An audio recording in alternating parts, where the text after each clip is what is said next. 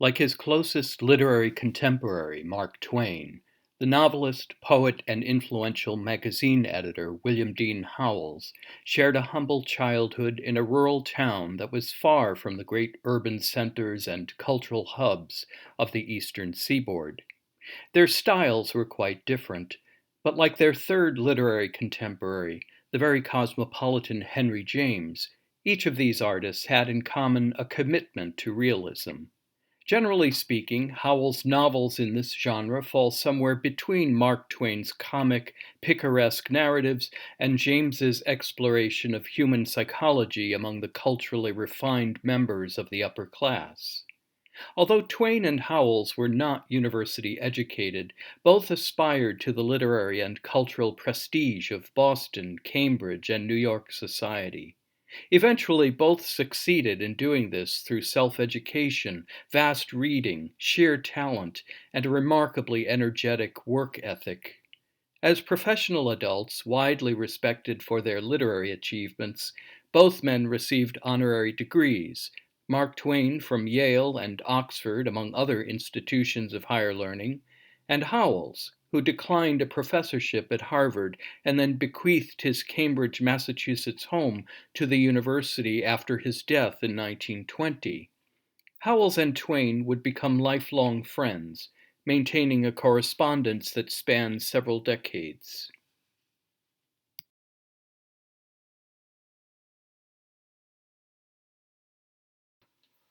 Howells wrote and published more than 100 books, including novels, plays, volumes of poetry, memoirs, and travel narratives. Today, he's best known for writing the novel The Rise of Silas Lapham in 1885, one of the first novels to study the American man of business. Also, A Hazard of New Fortunes, published in 1890, a novel that explores urban life in New York City and the world of magazine writing through the eyes of a married couple who uproot themselves from their comfortable middle class life in Boston to begin a new one in the bigger city. And the novel we are reading, A Modern Instance, published in 1882. Some other important novels include one about an interracial relationship called An Imperative Duty, a light comedy of romance set in Florence called Indian Summer, April Hopes, and a utopian fantasy written in the wake of the 1893 World's Columbian Exposition called A Traveler from Altruria.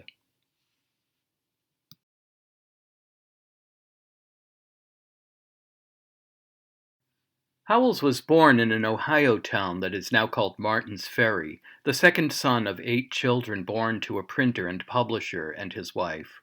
The family moved around frequently, at one point joining a utopian community in Eureka Mills, which Howells would go on to describe in a book called New Leaf Mills in 1913. When Howells was a young man, he did what young Samuel Clemens did by working as a printer's devil, setting type for a printing press. While employed this way, Howells pursued an ambitious program of study in foreign languages, including French, Spanish, Latin, and German.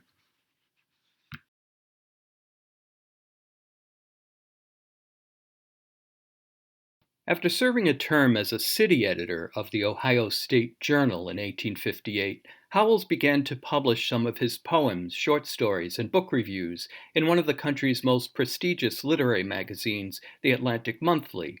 At this point, he decided to write something that would accelerate his career dramatically, a campaign biography of a rising Illinois politician running for the presidency. Following the successful election of Abraham Lincoln as the nation's 16th president, the new administration rewarded him with a political post as United States Consul to Venice, Italy in 1861, where he remained for 4 years.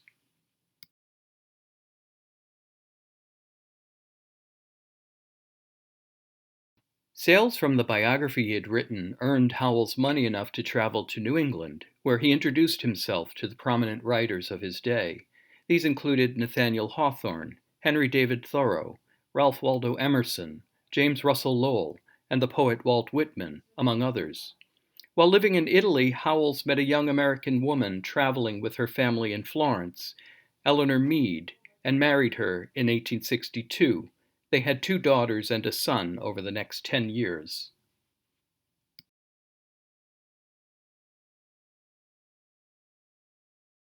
When Howells returned to the United States, he was offered the post of assistant editor and then editor of the Atlantic Monthly magazine, where he would remain from 1866 to 1881. This position gave him wide influence as an arbiter of American reading tastes and in helping establish the careers of Mark Twain and Henry James. Later, Howells moved his family from Boston to New York to assume the editorship of another very prestigious magazine called Harper's New Monthly, and at the same time, he began writing pieces for the North American Review and other well-known publications.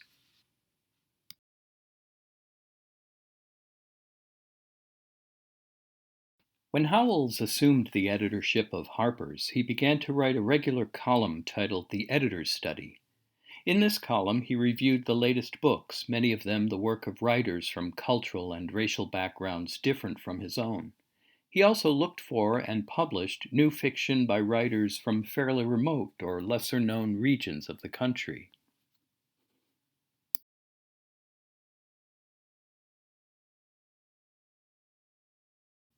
One reason for this had to do with the kind of country Howells had returned to after the Civil War.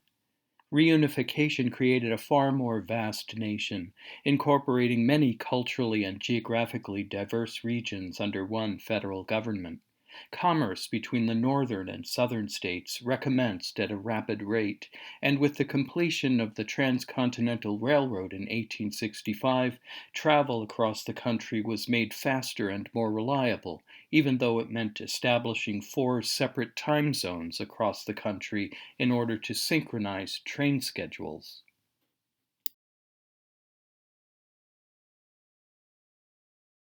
But even with so many powerful forces of reunification, the war had exposed deep-seated divisions in the population. Resentment lingered in the defeated South, and increasing settlement of Western territories altered representative government in ways that began to loosen the economic, political, and cultural hegemony of the Eastern Seaboard. Howells' literary agenda, both as a purveyor of new writing and as a novelist with progressive ideas, strove to diversify the content of stories and novels by broadening representation. Though in reality many unresolved social problems remained, Howells imagined American culture as a process of growing democratic sentiment and inclusion.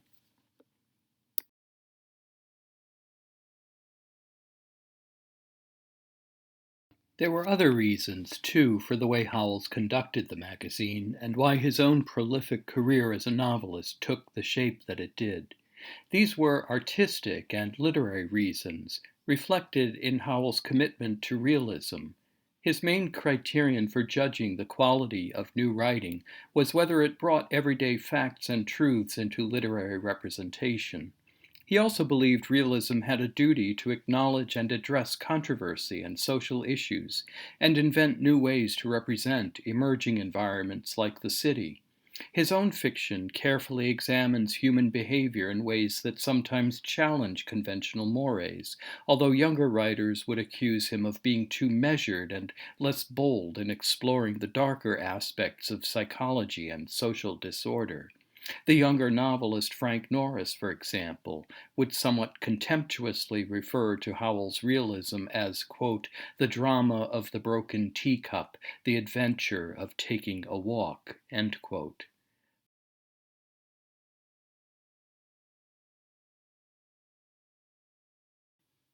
Howells' editor's study continued for 6 years, and many of these articles were collected together and published as a book called Criticism and Fiction in 1891.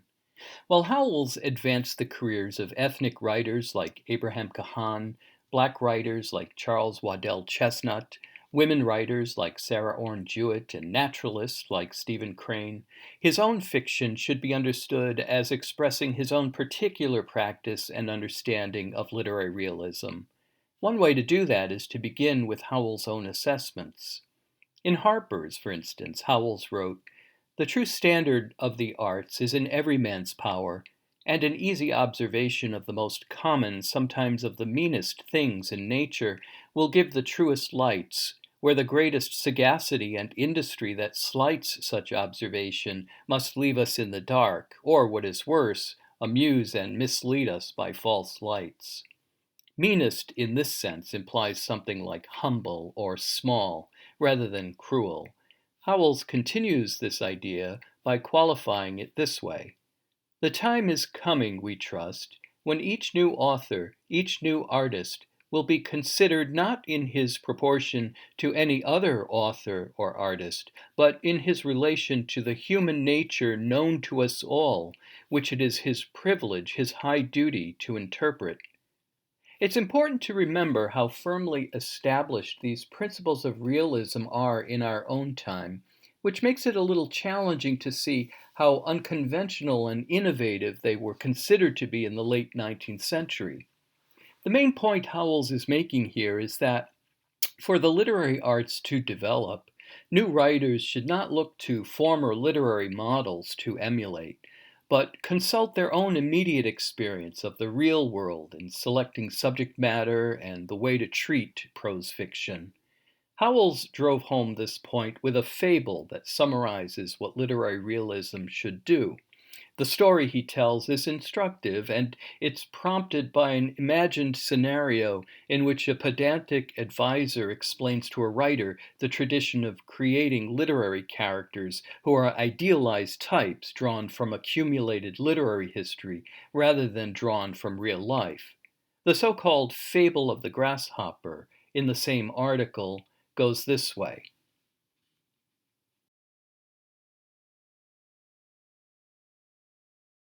I see that you are looking at a grasshopper there which you have found in the grass, and I suppose you intend to describe it.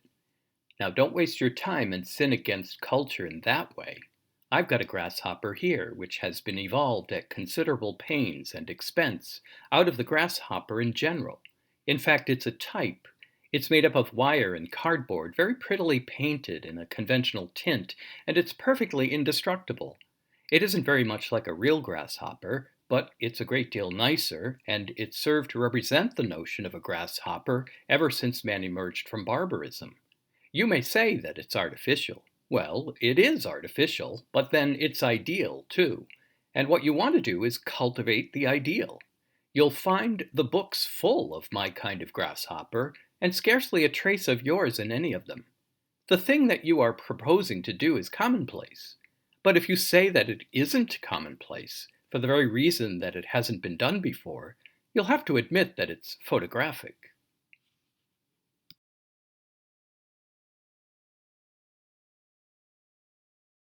Howells' realism has some distinctive traits. Although he maintains a sharp attention to actual details, the ones he selects are carefully chosen. In other words, it's not documentary-style coverage of every possible detail of setting and character that Howells is interested in, but a balance of elements that combine a kind of photographic specificity with suggestive, symbolic, or thematic associations that help express other dimensions of the novel.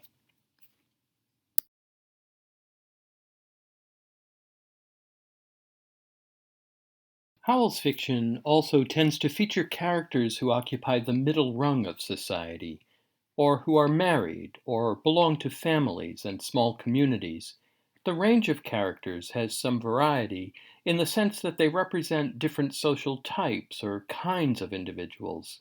Think of Old Kinney in a modern instance, for example, a traveler and laborer, largely self-educated and democratic in his manner and sensibilities.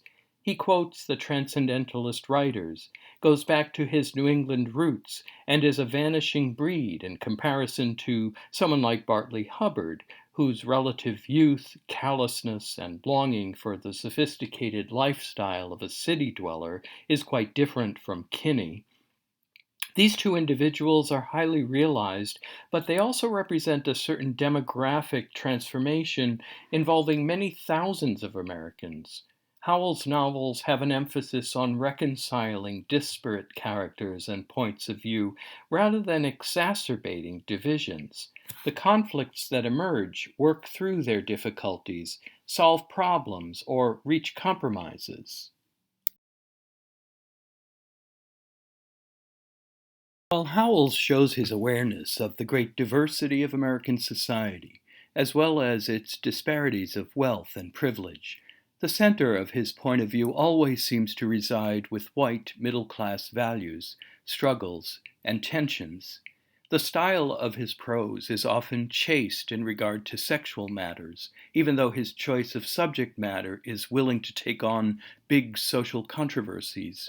One also senses a strong moral core in novels like A Modern Instance, a mix of sympathy for those who fall short in this respect, and a clear idea of what counts as good or bad, right or wrong. His narrative perspective tends toward third-person omniscient, which has a controlling effect of unity over the often chaotic social situations and psychological conflicts that the narrator purveys.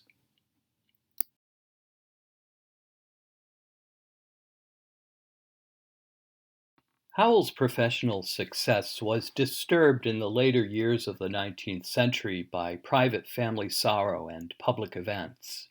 In 1889, his daughter Winifred, nicknamed Winnie, became ill with a mysterious nervous disorder that doctors misdiagnosed and improperly treated. She would die a few years later.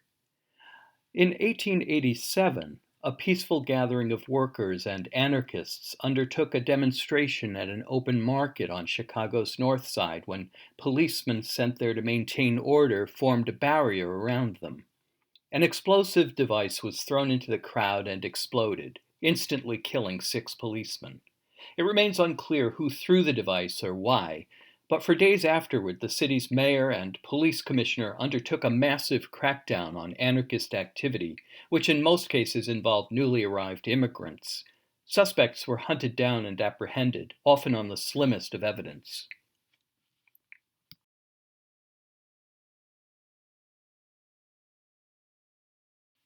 Finally, a group of suspected anarchists were arrested for the massacre at Haymarket Square and brought to trial. Newspapers throughout the country covered every detail and fostered conspiracy theories on both sides of the case.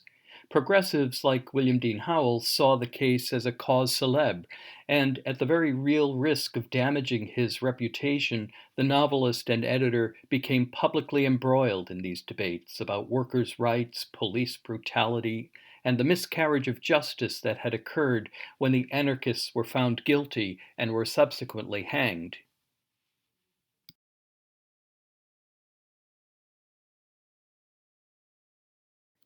Following the controversy of the Haymarket affair, Howells' fiction became more socially conscious and preoccupied with questions of fair labor practices, women's issues, interracial relationships, and other social problems. Of course, the elements of Howells' social consciousness are already there in a novel like A Modern Instance, which addresses the widespread controversy of divorce through the highly individualized and meticulously documented experiences of one couple and their friends and relatives. In 1908, his professional standing and esteem very much intact, William Dean Howells was elected the first president of the newly established American Academy of Arts and Letters. To this day, the Academy is known for awarding a medal in Howells' name for outstanding achievements in the writing of fiction.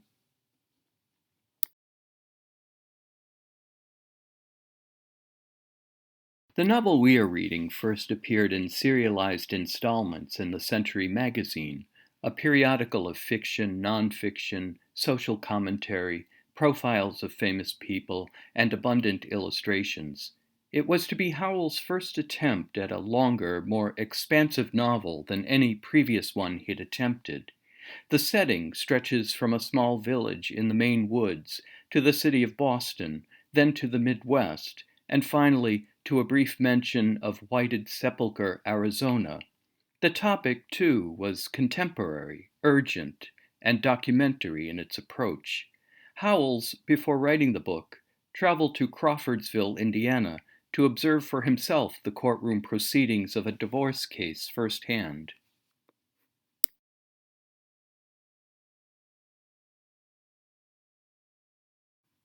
It's useful at this point to consider how Howells conceived of his subject. In a letter to his publisher, he explained, "My dear Osgood, the wish of the Scribner management to know the scope of my proposed story is perfectly reasonable, and I should be glad to gratify it even minutely if I could. But I have a difficulty which they will readily understand. The plot is the last thing for which I care. In whatever I do, I try to make the faithful study of character and the dramatic treatment of incident my hold upon the reader. And I always find it a disadvantage in this attempt if I speak of my work fully beforehand. It is hard for me to present anything more than the motive of my work in this case, but I can say that just as the question of spiritualism was the moving principle in the undiscovered country, so the question of divorce will be that of the new Medea. What's worth noticing is Howells' disdain for beginning with the structure of a plot, which was the default convention of many novelists of his time and a staple of popular fiction. Instead, as we see here, Howells' novel was to be more of a character study, in which the dramatic incidents would emerge more naturally from the decisions and personalities of those characters, rather than having the characters conform to artificial plot developments. You'll also notice that while he was writing the novel, Howells refers to it not as a modern instance, but as the new Medea, a reference to an ancient Greek tragedy by the playwright Euripides, which recounts Medea's murder of her children in an act of revenge on her husband Jason for betraying her with another woman. Howells had seen a production of this tragedy in Boston, and writes that it gave him an idea about modern marriage and its potential for failure. He imagined the solution to that failure, divorce, was a symptom of something wrong with American society, and more widespread than people realized. This led him to imagine a scenario in which to explore the question of divorce as an affliction emanating from the very center of American middle-class life and originating in the decline of values that had long guided moral behavior. This is why he chose to set the beginning of the novel in one of the oldest and most culturally established regions of the country, New England, and then move the action to the American Midwest to stage the divorce trial in the very center of the country. The rest of Howells' letter of proposal to his publisher explains the plan of the novel and the scope of its ambition.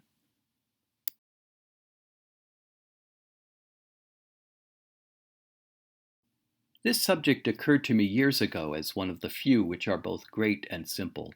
We all know what an enormous fact it is in American life, and that it has never been treated seriously.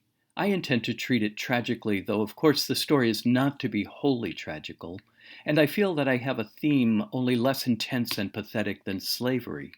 I propose to take a couple who are up to a certain point almost equally to blame for their misery. Their love marriage falls into ruin through the undisciplined character of both. But the reader's sympathy is chiefly with the wife because she inevitably suffers most. I have told you that the story begins in northern New England, that much of it is placed in Boston, and that it closes in Indiana, where the wife arrives too late to prevent the clandestine divorce which her husband has sought. The story is on no mean scale geographically. I think they can trust me to treat the theme without shadiness, and not to let the moral slip through my fingers. Of course, I don't mean to write a tendency romance, but I should be ashamed to write a novel that did not distinctly mean something, or that did not show that I had felt strongly about it.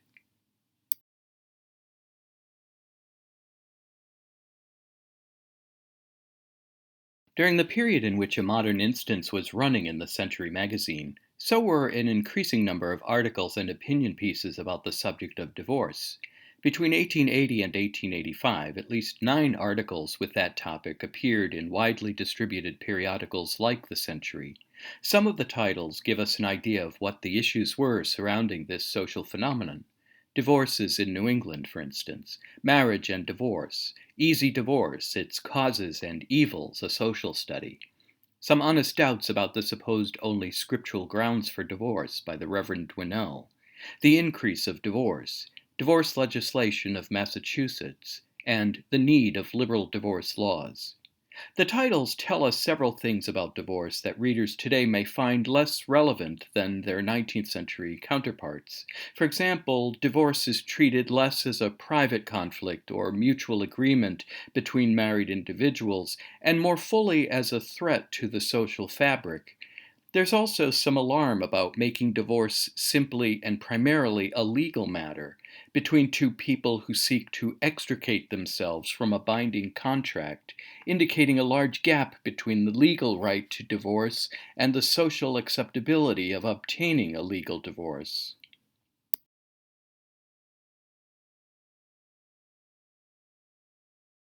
There is a very good literary example of this way of thinking about divorce in the United States.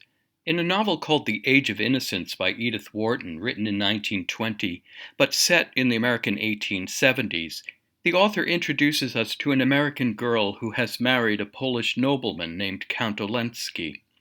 She lives with him in Europe amid a highly cultured, somewhat bohemian and open-minded set of international acquaintances, mingling with painters, writers, gamblers, and other types that cause her to shed her provincial American background and its more conservative views of morality. Ellen Olenska is abused by her husband and becomes desperately unhappy. She seeks out the help of a male companion named Riviere, who arranges her escape to New York. Seeking the protection of her family and advice about moving forward with her separation from Olenski, Ellen meets a young lawyer named Newland Archer, the son of a wealthy New York family who happens to be engaged to Ellen's cousin, an innocent young woman from another socially prominent family named May Welland. Newland agrees, on behalf of May's family, to advise Ellen to drop her plans for divorce and return home to reconcile her differences with her husband. It's at this point we can see the connection between this handling of the topic of divorce and that of Howells in a modern instance.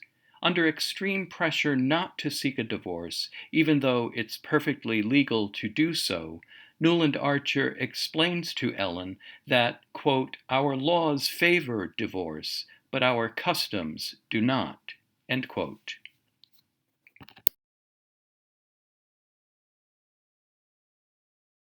Returning for a moment to some additional issues that are suggested by the article titles, we see that divorce was often understood as a moral question and was subject to religious sanctions.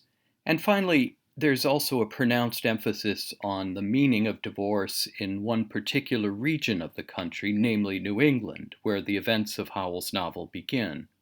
Howells, a Midwesterner by birth, would have, like many Americans at the time, understood New England's long history and tradition of religious fervor, legendary preachers, advanced intellectual culture, spreading out from Boston and Cambridge, and a highly developed, if somewhat provincial and self-righteous culture of fine arts and genteel manners. Howells captures this kind of society in his depiction of the Halleck family's dutiful religious habits and manners, as well as in Eustace Atherton's high-toned but judicious sense of morality. Clara, too, with her nervous energy and bustling charity work, represents a type of the modern Bostonian whose wealth and upbringing allow for such uplifting projects of social reform. Boston and its local satellites, in a word, represented the cultural and religious heart of the nation, a prestige that had begun to wane following the end of the Civil War.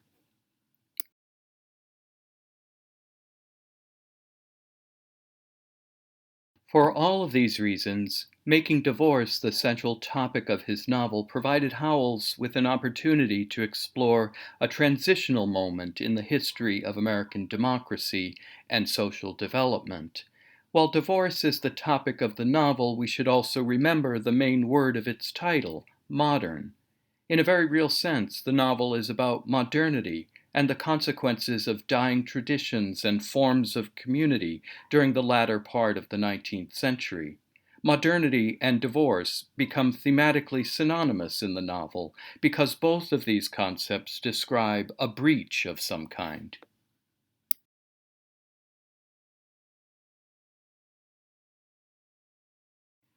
The word divorce comes from the Latin divortium and divertere, meaning to divert.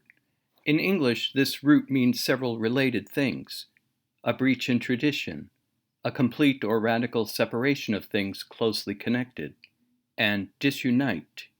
These words and meanings bear a strong relationship to another word that's relevant to understanding the themes and characters of the novel, namely dissociation. This word means separation, and in psychiatry it has the specific meaning of the separation of a group of related psychological activities into autonomously functioning units, as we see in the diagnosis of multiple personality disorder.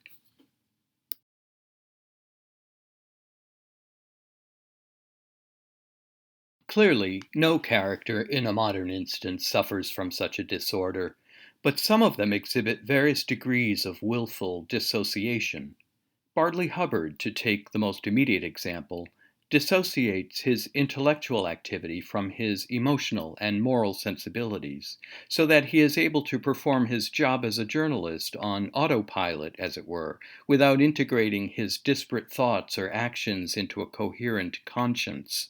Take this description of him at the beginning of chapter 8.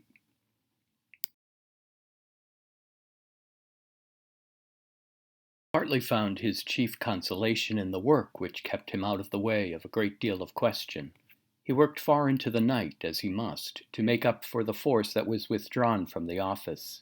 At the same time, he wrote more than ever in the paper, and he discovered in himself that dual life of which everyone who sins or sorrows is sooner or later aware, that strange separation of the intellectual activity from the suffering of the soul, by which the mind toils on in a sort of ironical indifference to the pangs that wring the heart, the realization that in some ways his brain can get on perfectly well without his conscience.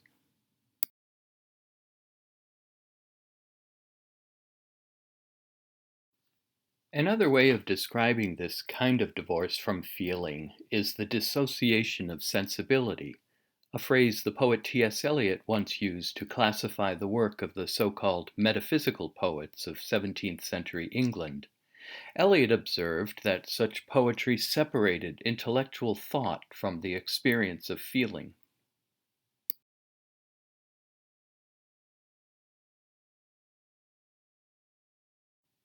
We can expand a concept like this one to grasp one of Howells' achievements in a modern instance, which is its way of capturing the general breakdown in the ethical sensibility of a transitional era in American social development. The novel, in many respects, chronicles an erosion of traditional moral guidelines and the eclipse of religious authority by modern secular culture.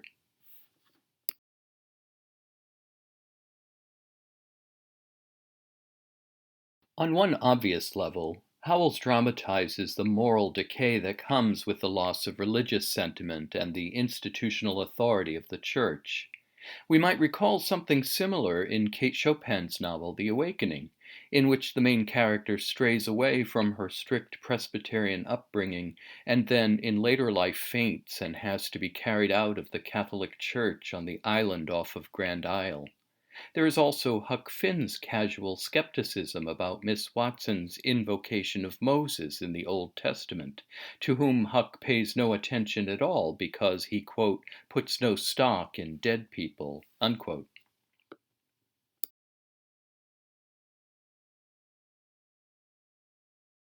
In a modern instance, Marcia Gaylord's disastrous and unhappy marriage to Bartley Hubbard is nearly foretold by her own parents' arid relationship to each other. Squire Gaylord is an agnostic with no institutional religious affiliation, and Marcia has never had a Christian baptism or any religious instruction. She tells Mrs. Halleck, for example, that she wants to join a church in Boston, both to have her daughter Flavia properly baptized, as well as to acquire the right kinds of social connections.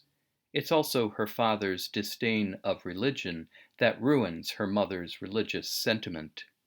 When Ben Halleck explains the reason for Marcia's apparent heathenism to his shocked mother, he adds significantly that, and I quote, "We should all be shocked if we knew how many people there are just like Marcia, and we should all try to deny it, and so would they. I guess Christianity is about as uncommon as civilization, and that's very uncommon," unquote.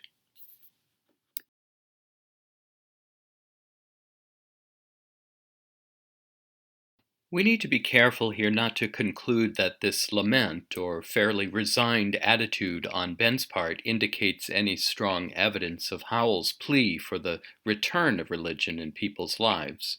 When Ben points out that Marcia is more the rule than the exception when it comes to the practice of piety, he's both painting a fairly accurate and unbiased picture of contemporary American life, as well as the narrowness and fragility of his own family's once dominant position in New England. He gives us the kind of social observation that is the hallmark of Howells' social realism and one of the novel's goals in providing a broader picture of the national life. While sensitive people like the Hallecks are more animated by their spiritual, moral, or religious tendencies, someone like Bartley Hubbard is dominated by the needs of his body and physical sensations. As the novel progresses, Bartley gets fatter, drinks more beer, pursues other women, and loses his fundamental human decency. In a sense, Bartley Hubbard and Ben Halleck, who are college mates and share the same initials, are two sides of one coin, playing out opposite instincts that are usually held in balance in every individual.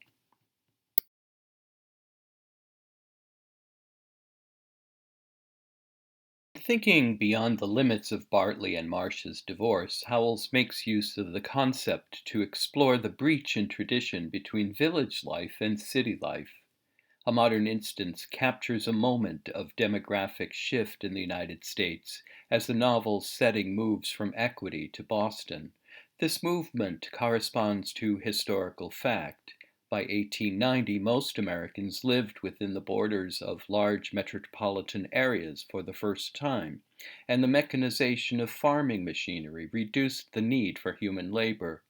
Large migrations from the South and other primarily rural areas of the country made cities crowded with displaced agricultural workers seeking employment opportunities in the field of manufacturing, warehouse distribution, retail establishments, and construction projects.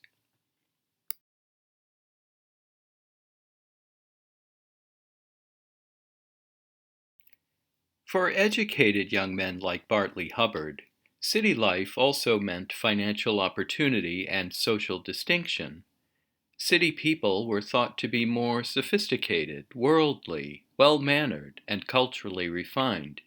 Howells captures Bartley and Marcia's rural uneasiness when they first settle in Boston, where Bartley tries to disguise his small-town naivete at various restaurants and hotels, and Marcia must negotiate the exorbitant cost of living in the city.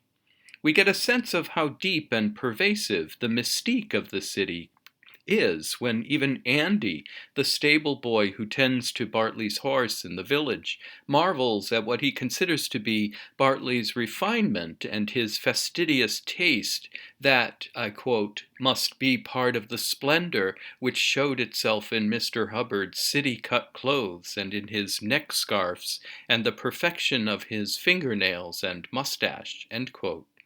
Of course, what Andy doesn't notice is the degree to which Bartley treats him like a lowly servant, and how insecure Bartley is about his own country roots.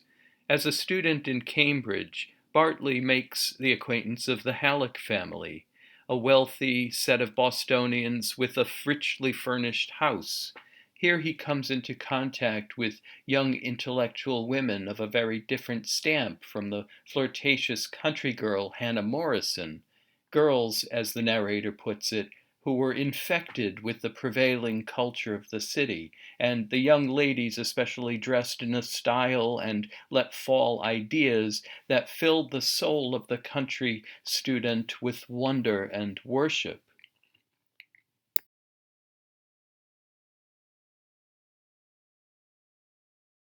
Later in the novel, Howells suggests that city life is at once a powerful lure and a destabilizing force on the cohesion of community and individual identity, consequences that become for Howells synonymous with modernity.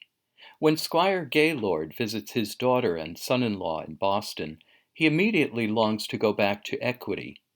"The city cramps me," he explains. "It's too tight a fit, and yet I can't seem to find myself in it." At this point, the narrator expands on the meaning of this feeling. He suffered from the loss of identity, which is a common affliction with country people coming to the town. The feeling that they are of no special interest to any of the thousands they meet bewilders and harasses them. After the searching neighborhood of village life, the fact that nobody would meddle in their most intimate affairs if they could is a vague distress.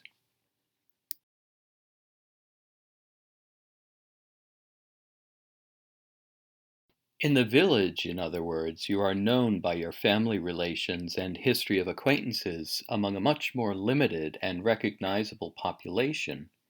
In cities, on the other hand, individuals come to be known by what they do, what narratives they create for other people about who they are. There is more opportunity, or in fact more of a necessity, for self-fashioning and improvisation.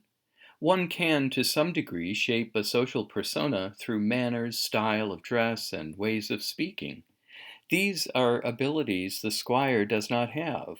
And so the question Howells poses here is this: if some people cannot find themselves in the city, how do those who do adapt to the city experience or maintain their own sense of identity?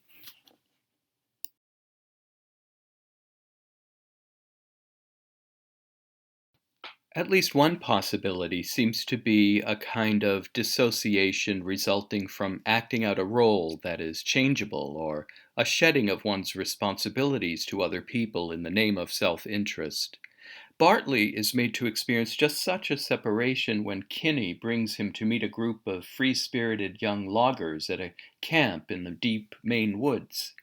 As Bartley is about to make their acquaintance, he pauses at the entrance of the compound to contemplate the difficulty of overcoming the inherent character trait that most defines him, despite all attempts to be someone other than he is.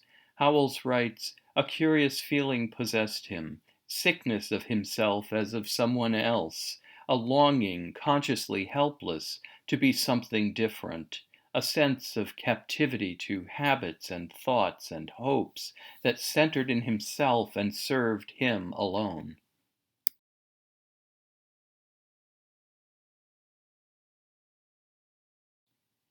If modern city life is so antithetical to the values learned in and represented by rural villages such as equity, however, it's worth noting Howell's descriptive language at the beginning of the novel, when Bartley's sleigh comes crashing through the frozen landscape and his noisy clatter breaks the tranquil quiet of the village. Although geographically the village is placed in a very fertile plain with mountains that surround it in greenery, we see the place in winter, which the narrator tells us lasts full half the year. The snow begins at Thanksgiving, packing harder and harder to Easter time, far into May. As the scene opens, an arctic quiet prevails, and the houses are sunk deep in accumulating drifts of snow and ice.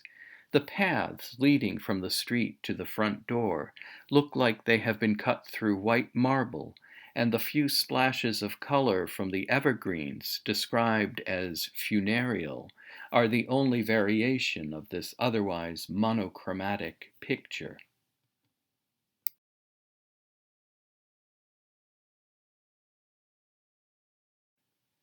This is where we can see the symbolic work being done in Howells' selection of realistic details, which together create an image of a place frozen in time and eclipsed by the movement of other, larger, more thriving centers of population.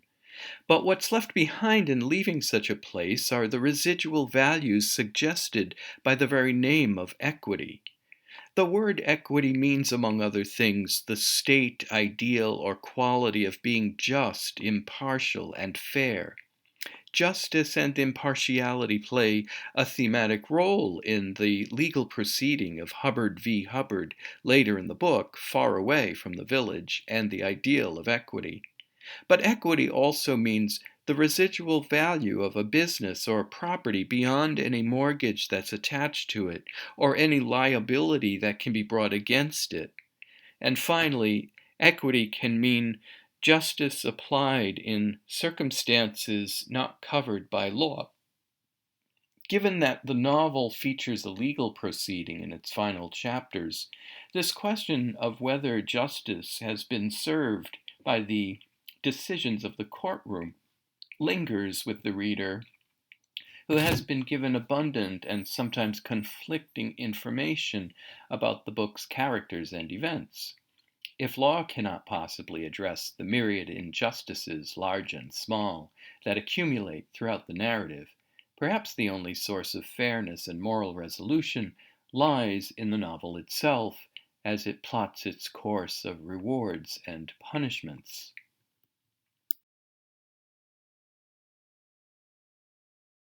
In that sense, we can begin to see a much larger, far more abstract theme developing in a modern instance that has to do with a fracture in language itself. To be more specific, there are moments in the book when Howells questions the relationship between words and deeds. When one makes a promise, swears an oath, takes a vow, words become deeds. This is a use of language linguists call performative utterances, because there are conditions in which the that one speaks or writes or hears other people speak is contractual and binding. Certainly, marriage vows fall into this category because they're spoken before witnesses. Sworn testimony in a legal case is subject to perjury if one is not speaking the truth, and so on. For this bond to work, there must be an accompanying social contract or consensus to believe that words and meaning are in accord. The very glue of social relations, from the interaction between two private individuals all the way up to the most established institutions, depends upon the stability of this language contract.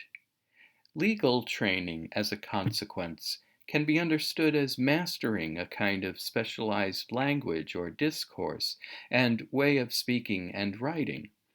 Keeping in mind that the way one uses language, the specialized terms one memorizes and internalizes, become a way of thinking about the object of that discourse, a way of conceptualizing what and how to ask about that field of inquiry. The way to think about Howells' portrayal of the legal profession in this novel is to imagine law as the codified body of authoritative knowledge closest to Squire Gaylord's conception of right and wrong, good and evil, justice and injustice, no matter how flawed that character is in and of himself. Certainly, this is not the only discourse, though, that touches on such large human questions of truth. The Bible is another. In the case of Squire Gaylord, legal discourse has taken priority over this religious tradition of negotiating moral questions. Legal concepts are binding, and though there is often much room for scholarly interpretation of legal codes and precedents, there is nevertheless a stronger connection to a certain kind of truth that is not easily circumvented by non-legal thinking.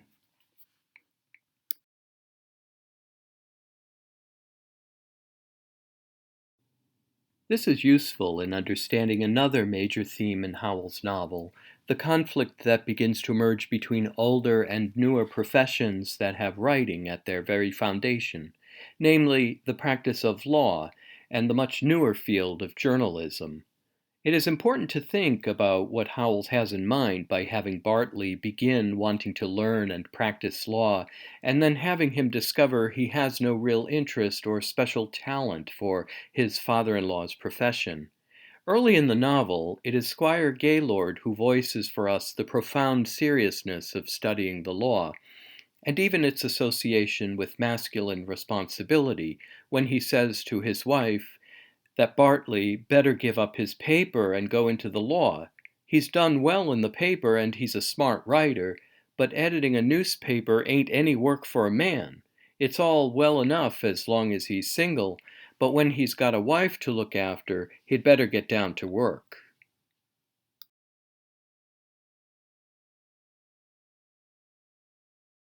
Clearly, the squire believes in the far greater authority and primacy of law over whatever public service or social good newspaper journalism can do. There's also a sub-theme here about the conception of masculinity that positions the character of Bartley Hubbard within an ideology of proper gender roles towards the end of the 19th century. It is a time of growing division in the labor force between the manual work men do and the intellectual work performed in a modern economy grown more dependent upon clerical jobs, banking, office management, and the increasing presence of advertising. Bartley's choice of journalism is in keeping with this new media industry, but it is construed as a visible sign of his falling away from traditional male occupations like logging and law.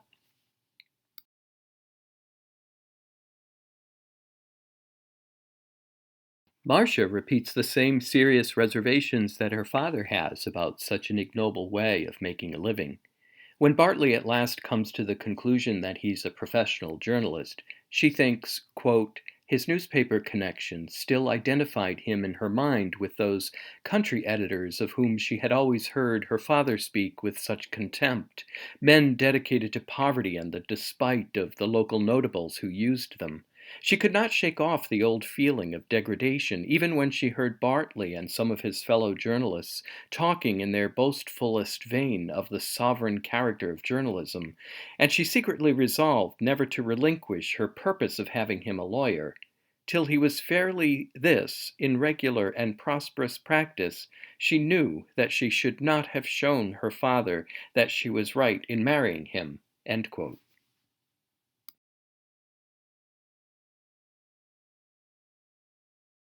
But the squire's negative impression of newspaper work is heavily biased by his own strongly opinionated and contrarian personality.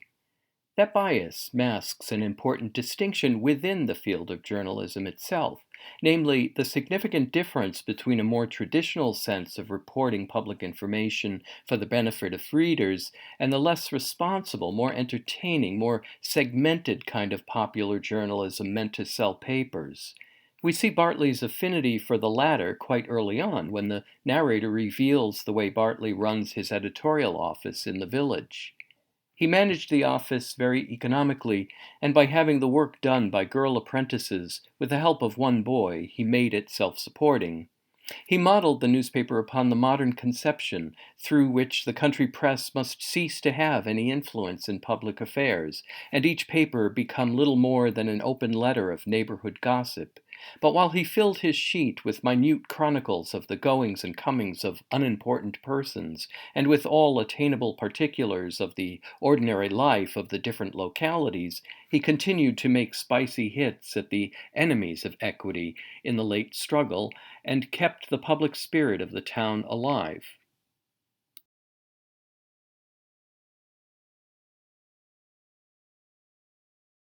Here you can see that Bartley, at the beginning of his journalistic career, retained something of the traditional newspaper's responsibility to the general public spirit, but in a reduced way that makes room for more frivolous reading material that highlights individuals who like seeing themselves in print. But as Bartley's career advances, the more innovative are his ideas for changing the tone and public function of newspapers. For example, when he prepares Kinney's story for print, quote, he intersperses his text plentifully with exclamatory headings intended to catch the eye with startling fragments of narration and statement, unquote. His editor, Mr. Witherby, accepts Bartley's story because it represents the latest trend, but he does not scrutinize it carefully, assuming that the young reporter, like all newspapermen in Witherby's long experience, has handled the source of his story with the high ethical standards that should go without saying. And of course, Bartley has not done this.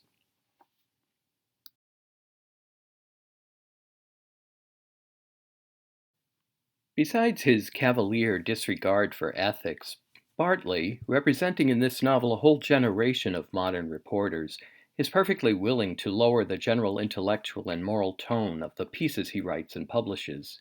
At first, Marcia believes his outlandish ideas for stories are a joke, but soon she realizes that he had the true newspaper instinct and went to work with a motive that was as different as possible from the literary motive. He wrote for the effect which he was to make, and not from any artistic pleasure in the treatment. He did not attempt to give it form. There is nothing the public enjoys so much as an expose. It seems to be made in the reader's own interest. It somehow constitutes him a party to the attack upon the abuse, and its effectiveness redounds to the credit of all the newspaper's subscribers. While Bartley's editor realizes the essential cheapness of this kind of work, he doesn't complain about its readability and profitableness for his newspaper. In discovering that journalism might be a very different thing from what he had imagined it in a country printing office, Bartley reconceives of newspapers as commodities offering something for all constituencies of readers, regardless of taste. "I should make it pay to begin with," Bartley tells Mr. Ricker. "I should cater to the lowest class first, and as long as I was poor, I would have the fullest and best reports of every local accident and crime. That would take all the rabble." Then Bartley imagines rising a little to give first-class nonpartisan reports of local political affairs and stories appealing to religious readers, and so on and so on.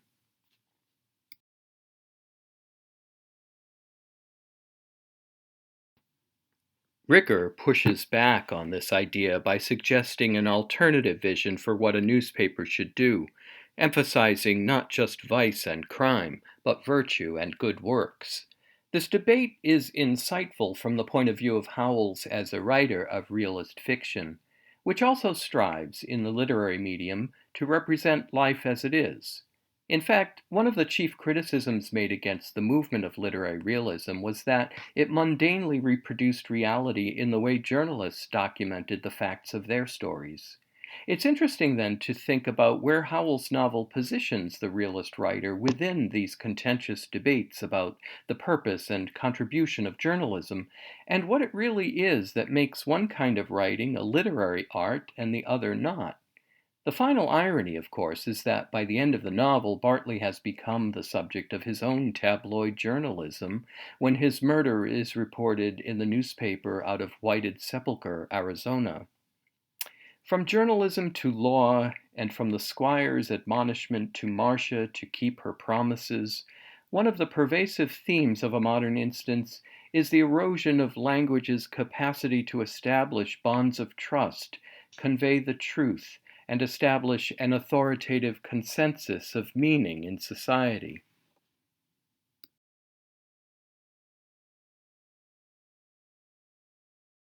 But if Howells equates divorce with the broader, more elusive forces of modernity in this novel, he also treats divorce as a profoundly tragic human story of two highly realized individuals. Read this way, a modern instance touches upon the psychology of marriage and the unconscious personal flaws and disorders that lead people to behave the way they do. From this perspective, the causes of divorce or unhappiness in marriage have their origin in the moral makeup of individuals who have some measure of control over their fates instead of being the victims of their environment. Howells does not oversimplify this, however. In the larger scheme of things, Bartley and Marcia's divorce is the sign of something ending. An orphan who has benefited from public charity and the basic goodness of his community, Bartley marries a girl who is an only child, and while they have a child of their own, Flavia's future remains uncertain and somewhat precarious at the end of the novel.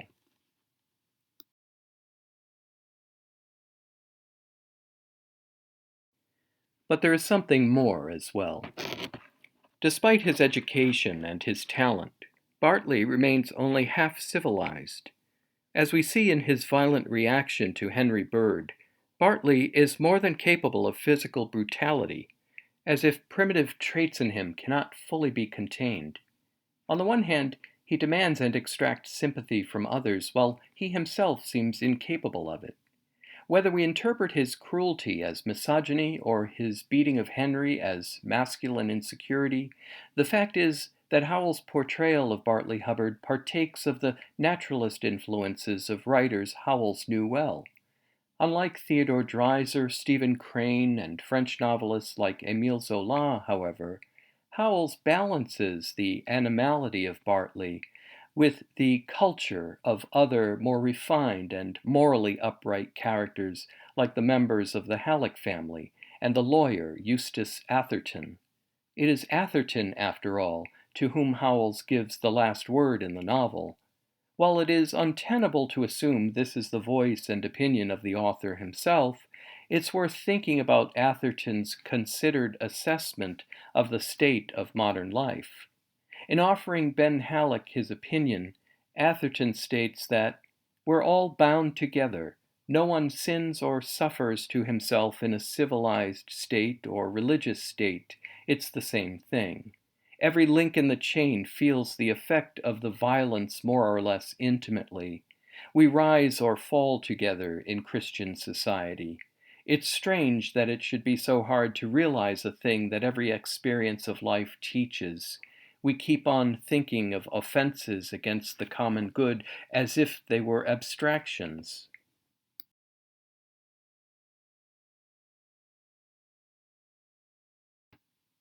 What Atherton is assuming here is a model of the social contract in which each individual assumes responsibility for every other individual in the interest of perpetuating a sustaining democratic community.